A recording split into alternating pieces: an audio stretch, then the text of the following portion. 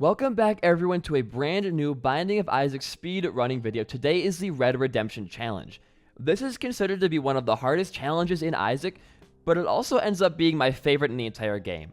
Now, full disclosure here, this took me 2 months to get a good run to run with here, because when I run these challenges, I don't use the wiki.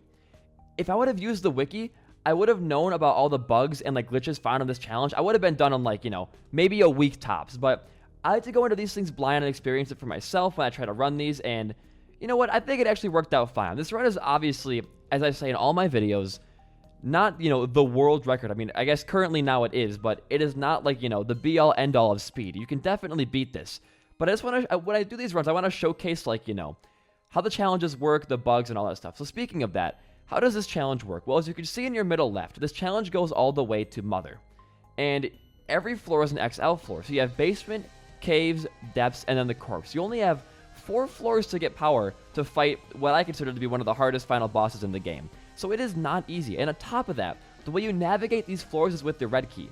And once that red key, like right now, is out of power, Dark E-Cell spawns. So yeah, you have a chance of turning into the Lost, pretty much any room, after you use your red key, and you're going to fight Mother.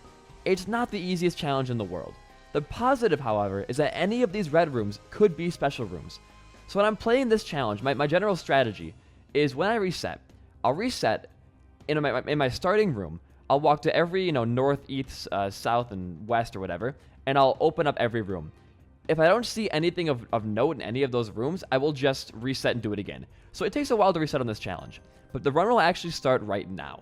When I reset here, I'll see nothing down there, and then boom, Angel Room. And I run with this. Now this item is Revelations.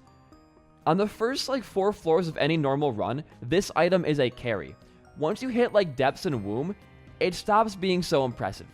Because on this challenge, you don't see a lot of damage. You only really see special room items such as Revelations, or you see arcades, you see, trap rooms, things like that. Nothing really stands out as super powerful here. But luckily for me, I actually find a way to skip Mother on this run, making it infinitely easier.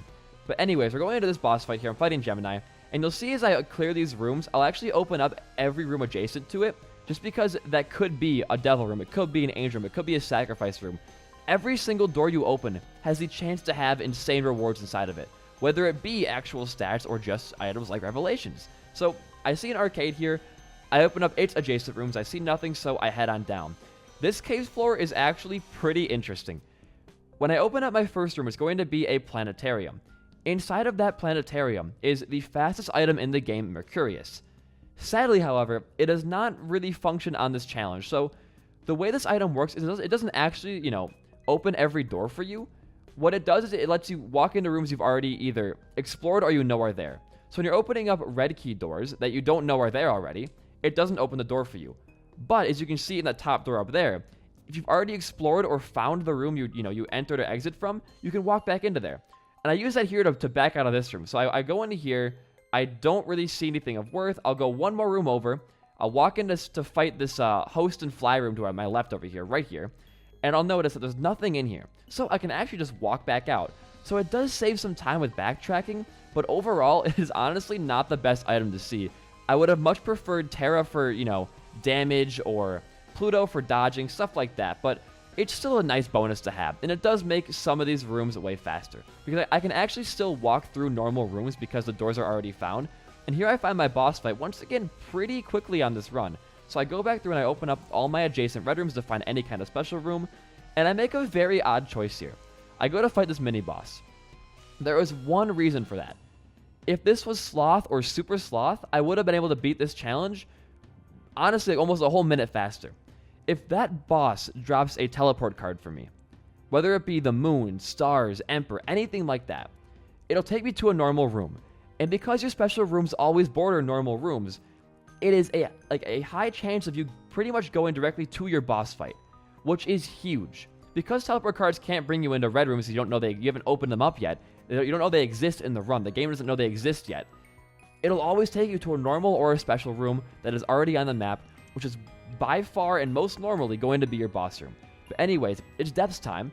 I see a room up to my top, a vault room. I go in. It doesn't have a ton for me aside from Pandora's box. I pop it and I believe I get soul hearts. Yeah. Which at this point in the run, my brain's going, to me, you're going to be fighting Mother. That's actually huge. Keep an eye on that dice shard right there. Anyways, you're going to be fighting Mother. You're going to need a lot of HP and a lot of stats. That dice shard is the most important thing I find on this entire run, and you will see why in the future. Before we see what it is, go in the comments and guess anything I'm going to use this dice shard on, because it actually helps me skip Mother. But we'll get to that later, but put in the comments what your guesses are. But at this point in the run, I'm just kind of going through the motions, trying to find my boss fight, opening up random rooms, looking for special rooms, and I'm getting awfully close to a Dark Jacob spawn. And that scares me, because right now, I'm thinking this is my fastest and my best run so far. I do not want to lose it to some bullshit Dark Esau. And thank the goddamn Lord, I walk into this room right here, and because I'm an idiot, I don't just walk out because I have Mercurius. I can just walk out of this room, right? But I forget that Mercurius is actually useful in these types of situations. But anyways, I walk out, and I see a shop. I was really hoping for my boss room here, because now I pretty much have to spawn Dark Esau, I'm thinking. I'm like, I don't have enough charges left to make it to a boss fight. But I'm like, whatever. I have enough money to make my shop worth it, and right here is the worst. I could be Dad's keying right now.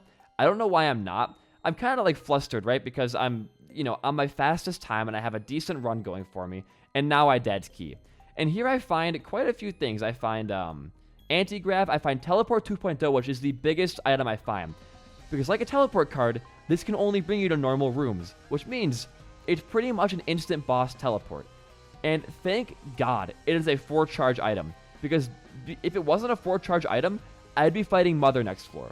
And this might sound confusing to all of you, but just bear with me here. Siren's a pretty hard fight because I have, again, like literally almost base damage right now. And anti-grav is kind of screwing me over.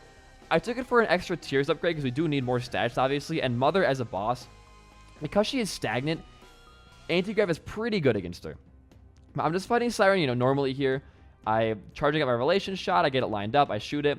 And, Bob's your uncle, I guess. This fight's pretty standard. What happens next floor is quite possibly my favorite glitch in this entire challenge. I didn't even know it existed. So after I beat this run, I went on the wiki and I was like, oh shit, I guess that makes sense. I just didn't know that it was like a failsafe like that. Because in a normal run, what happens on this floor would not happen. It's a really buggy situation, but I go to my right first for a sacrifice room. I grab a soul heart. I look at all my rooms here, nothing's going on. I go to my left sacrifice room.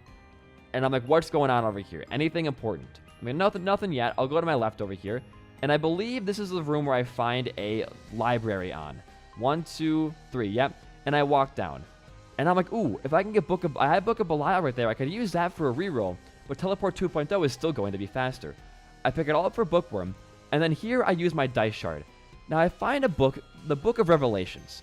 What this book does on a normal run is it guarantees you'll find a Harbinger on your even number floors when you use it. And I didn't think it was going to turn Mother into a Harbinger. In my head right now, I'm like, maybe it will turn Mother into a Harbinger. I'm thinking, it could. I find, pretty standard Neptunus here, whatever. Moon card. I'm like, oh.